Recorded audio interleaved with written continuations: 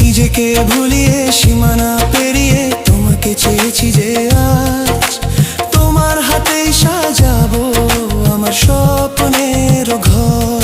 আমি তোমার প্রেমে পড়ে দুনিয়া ভুলে গেছি।